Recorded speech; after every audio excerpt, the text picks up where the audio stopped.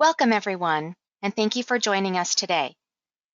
My name is Jenny Zell, and I'm the moderator of today's webinar.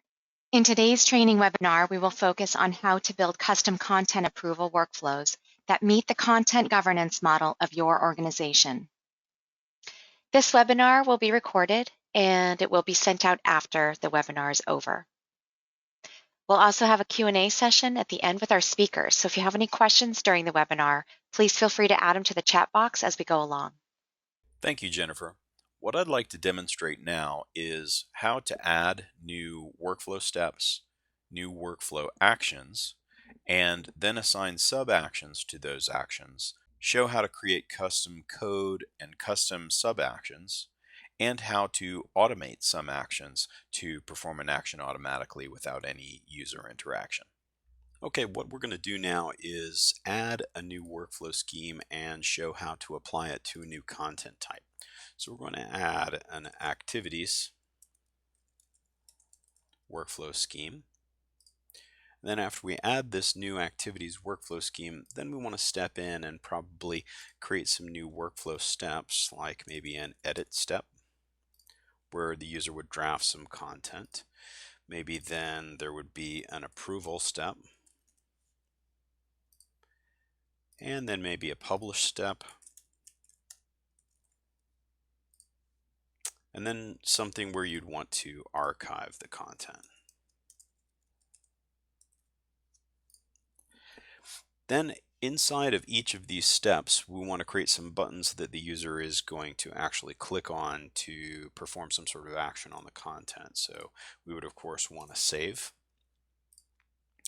And right after you name the button that the user is going to click on, then you determine, who can access it, when does it show, if the user can assign comments, if that's appropriate for the type of action being taken, does it give instant notifications, and then there's tons and tons of configurable sub-actions here, such as four eyes approval, which we're going to do, archiving, publishing, saving, deleting content, sending even a pop-up, a large message, locking content, link checking content for broken links, providing some sort of standard pop-up message, pushing to another server with a pre-configuration, providing a push publish dialog box requiring multiple approvers, and you can add your own custom sub-actions here to integrate with other systems or to do anything you want. And we even have it under our DevTools and OSGI plugin deployer. It's one of our most developed portions of dotCMS. Twitter status update, velocity script actionlet, setting values for variables, all sorts of things. So let's just start off with something simple and decide who can use this kind of content. And in addition to assigning a particular, who can use to a user, you more often will assign it to a role. If it doesn't have user next to it, that's a role. And then you can also just say, anyone. And then you have anyone who can view content, edit content, publish content, anyone who can edit permissions on content. So typically it's either the edit or the publish. So we're going to say if you're going to click save, it's somebody who can edit the content. They don't necessarily have to be able to publish it. And then we'll say, okay, whenever they are creating new content and the content is locked, if it's new, maybe even if it's published already, if it's unpublished, they can click save. Whenever they right click on a listing, whether it's locked or unlocked, probably not unlocked. And then we actually want to add the save content action, right? But we don't need to notify an assignee or anything like that. That's kind of just a default action. And then we click save, and then we decide where we want to be able to use that button. And I would say all except the archived action, so we can just grab and drag that action. Okay, so then we want a publish action, and maybe we want some users to be able to publish it from the approval step, or maybe whenever it's also published, they can kind of republish it. So we'd want to add a publish action here. And maybe I would want this to be, and I would want to move it to the published step. And then for who can use, maybe I would want only people, anyone who can publish content, right? And let's go ahead and add also a specific role. So we'll say the publisher legal role. Okay. And so let's see, it might be redundant, but just wanted to show you how to apply roles if you wanted to do that. And I'm just going to be quick for the rest of these kind of show whens. Just click it, it always shows up. And then I want to save my content first. Then I want to publish my content in case there are any new changes. Then I want to publish my content. And I still don't want to notify an assignee, I don't think. But you know what? If we're publishing content to make it live, let's put an action in between the save and the publish that'll be link check the content. So let's do that right here. And if there's a broken link in a WYSIWYG or anything, it'll actually check it right here. Okay. So we'll save that. And then we want that once it's already gone to the approval step, then we want it also in the publish step. Now we need something in our edit mode that will allow it to be sent for approval. So I'm going to say this is a committee approval. And then I'm only going to allow a specific user role. Let's say the publisher legal role is the only role that can actually approve for publishing a piece of content. So we're going to let that be seen everywhere. And I'm going to put a 4eyes approval here. Now that 4eyes approval, we can have a notify assignee if we want to, but it's already kind of part of the action. I want to put a list of IDs, emails, or role keys. Now, role key is the most common and it's the most easy to do. So we're going to put publisher legal is our role key. And we'll say sure that the two providers, but I could type in any number here of how many committee members that I want. Approval required. Please approve this content for publishing. Right? And I'm going to save that action. Now I have to make sure that my user role key is actually set, and it might not be. So I'm going to open this in a new tab, come here to my publisher legal role, edit it, and make sure. Okay, so that is the right role key, and this is the key that needs to be set. If you want to do that, you can even comma separate role keys if you have more than one role key that's going to perform that approval action. And that way, at least 2 committee members need to approve the content before it actually moves into the next step. So let's go back to our activities and add a few more things. Let's go ahead and add a translate sub action. So maybe we'll put that over here just to show you the power of what can be done. And for the translate action, since we're not sure, well, I guess we'll just keep it in current step no matter where you click it. We'll make it always available. And we'll say who can do this. Well, let's say that also the publisher legal can do it. Or maybe anyone who can publish content is fine. And once again, no need to notify anyone really of anything, but we're going to come down here. We're first going to save the content just in case somebody before they maybe won't want to say publish and translate. And so we're going to save the content, we're going to publish the content, and we're going to translate the content. Okay. And I don't think we need to notify assignee, but we could, and that would send an email. Now normally you would probably want this to move to some sort of translation step or translation approval step or something like that. Now inside, like I showed before, each one of these steps has to have something configurable. So I have already placed in here a service API key so that it will actually translate via Google translation services. So as part of a Google account, you can choose that one of the things in your Google account is to be able to access Google Translate and get a little dev key. So I've got that there, and I've got over here in my content model and languages, I've got English, Spanish, and French already configured as languages, so I will be able to translate into 3 different languages whenever I use that button. And let's also put that button here. Now there's Now you would want to add other things like unpublish.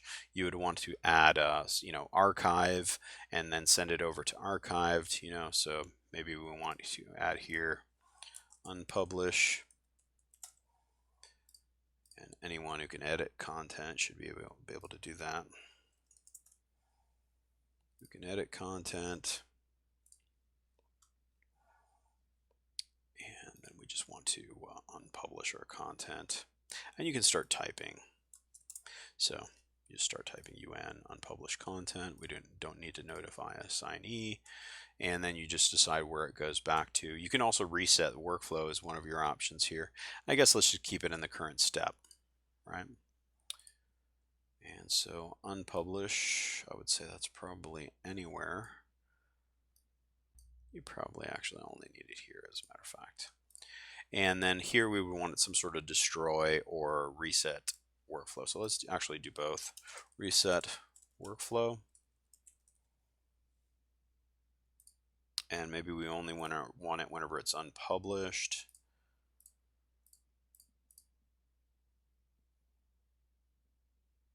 Yeah.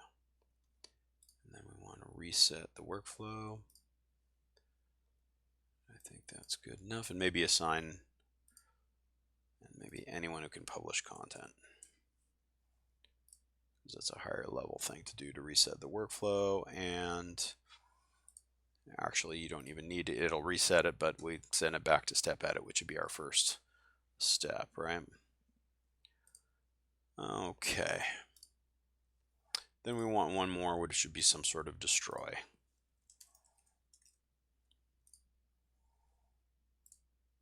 And once again, anyone who can publish content should be able to destroy it. I'm just going to be very quick about it.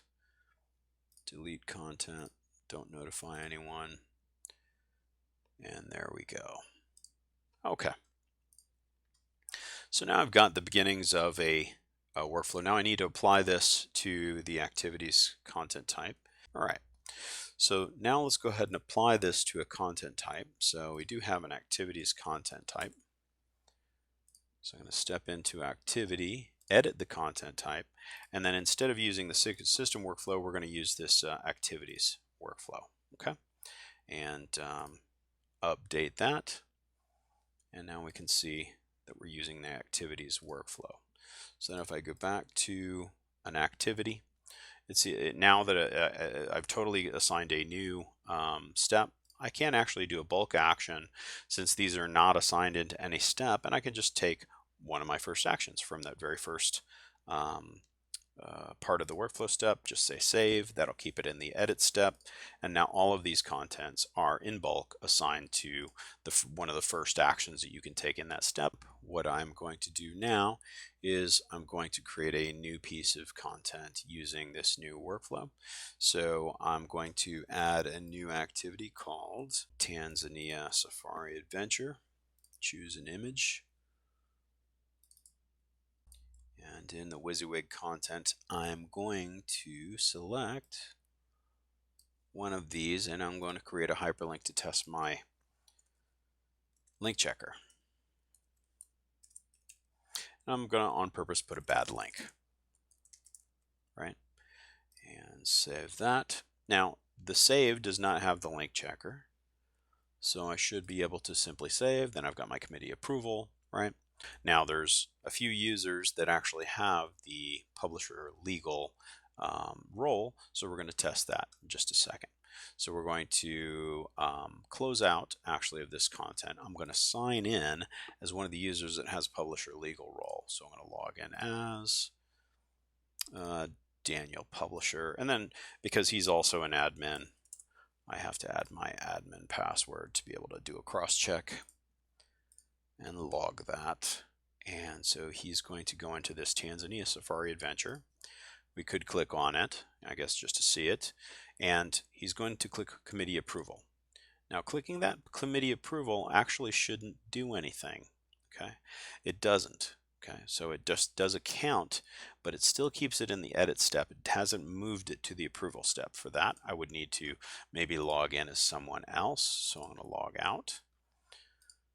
Then I'm going to log in as 2018. Once again, because he's an admin, I'm going to step in as that user.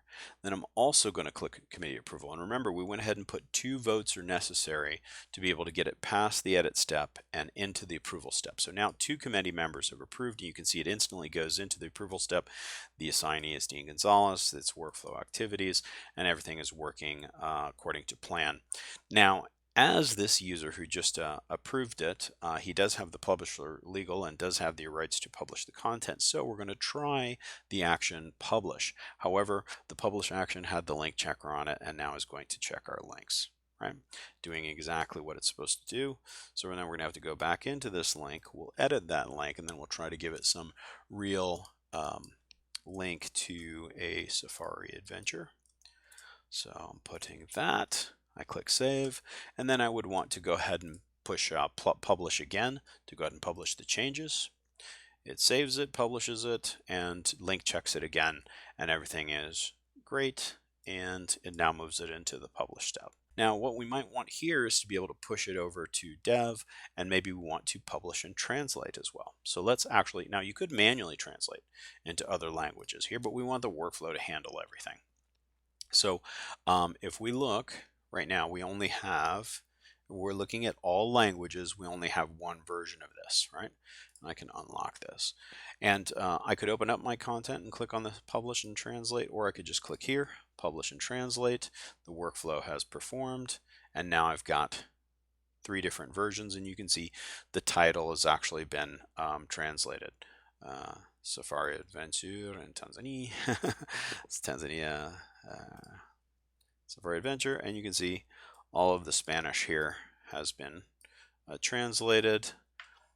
If I switch over to my French version, here I've got French, right?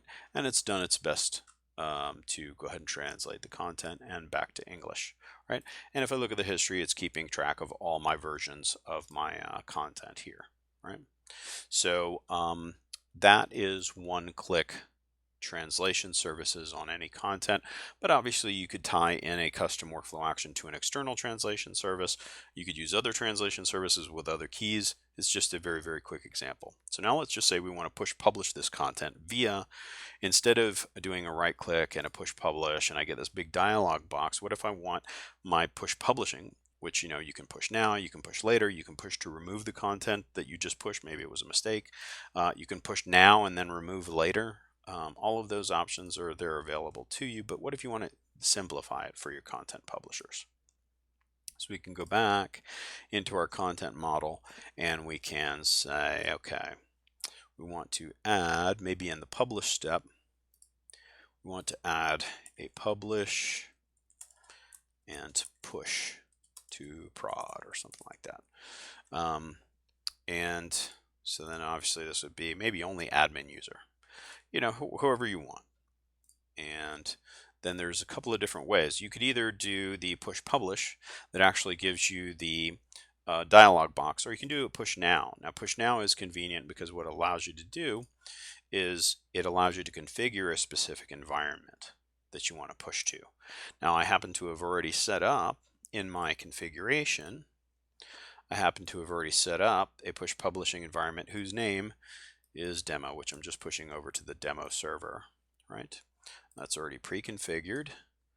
And then I come back here to my content model, my workflows, I go to my activities, and I want to publish and push. Maybe I want that here after publish. Publish and push. We want to configure push now and put the name of the environment, and that's all you have to do. Now the user who's pushing has to have the ability to do that. But once you do that, it's a one-step push publish over to the other server. So now I can look over to my demo server over here where I've set up my push publishing. But if I go to search, it does not have the same activities. It only has these, but it doesn't have a Tanzania Safari Adventure. So if I go back to my other server, so now I can go ahead and come back here. And what I want to do is a one-click push publish. And all I have to do is send one because they're really all the same piece of content. So now I can just, you know, either perform the bulk action here for tons of content, and whenever you select content, you can actually select, you know, all of your content, your system. You can select just your activities. I can just select just one of these, or I could just open up the content, which this is what really makes it convenient. So while the user is actually doing their publishing, they can publish and translate. They can then publish and push over to the production server. Now, the second they click that, it's a one click and done. They close their content, and that's pushing over, which we can also check here under the push publishing queue that that is moving over. It's already been sent, and it's already succeeded. And so now I just move over to my other server, and now we can see that already this Tanzania adventure has already taken place. Now we would want to push the rest of my content from the other server, that since I actually made the change in the workflow step, but we can see here that our content has already made it to the demo server. So you can also come here to workflows and activities. You can trigger automatic actions. So what we can do is trigger even code whenever we actually click on one of our sub actions. So let's just say we wanted to, once it's published, we wanted to add a tweet about our content, right? We wanted to save our content, and we wanted to provide this to anyone who can publish content. Keep it in the same step, and we could do a Twitter status update, and then of course we would have to provide our consumer key access token and everything like that, and then that's going to allow you to be able to tweet about the content and post that to your Twitter account. You could also perform your own velocity script actionlet. So you could actually pop up a modal, you could perform some sort of velocity actionlet that integrates with external systems. You can do, literally the sky is the limit on what kind of code you can put in here. Velocity, you can put JavaScript, you can put any kind of code you want. So even if you want to customize your own custom integration actions, you can do that very, very easily without even needing a plugin. You just place your code right in here, and then your code can do some sort of REST API push to some other external system. You can also set the contentlet result property name so that you can get back a result once it actually activates this script, and it gives you more instructions to do so. So you can do all sorts of things from these kind of custom code sub actions that are in the system. You can put in a large message here, and then define the type of message that you want to pop up. The language will be Java. You can insert the code here, and this action allows you to send a large message to the client as a part of the action. Tons of different sub actions that you can do here. And to wrap up, I just want to cover one more action. We won't show the example of this, but if you wanted to maybe have an automated email send, and you wanted that maybe as the first part, over here on the first step, you want maybe someone is submitting an activity through a form or something like that, and or requesting information about an activity, and you want to send an immediate email the second that the request is made. So you could have an action which actually is a timed inbound marketing action or something like that, and then you could just put send email and save that, and then maybe put a custom send email action here, and then you just put the from name, and you could even put content.user email if you would ask someone if they want information about an activity, that they go ahead and supply you with their username and their email, or their name and their email. Then you would simply send them an email using these properties, fill that out, even make dynamic variables. You could put velocity, JavaScript, HTML inside the email subject and email body, even dynamically provide attachments. And so you provide that and do whatever you need to do for the permissions, and you can even have a system user do it. And what you could do is you could set an automatic action so that, and you could even make this the default workflow. So we can set in here an enabled action to send an email within 5 seconds of actually receiving the request, then through your REST API form that you have on the front end, the very first thing it does is it assigns it to the send email action. And you can even go to your content type and you can assign a workflow. You can actually say, I want a default action to take place whenever any action hasn't been declared. You can make that send an email. You could, whatever you want to do, but usually that's going to be in your very first workflow step, right? So we just made that our first workflow step. So the automatic action that could take place would be send email, or we could go back into workflows and we could add maybe save as our default action, however you want it to work, and you can schedule enable certain actions immediately if something submits content into your custom workflow. So that brings us to a close on kind of demonstrating how to set up workflows, add workflow steps, custom sub actions, and how easy it is to do all of this really with no code whatsoever. So what I'd like to do now is to pass it back to Jennifer, and we're going to open up for some questions. Thanks, Dean, for these great insights. We're going to open up for questions now. Thanks for joining this training. We hope it was helpful. Please reach out to me if you would like to discuss and schedule a tailored training for your team.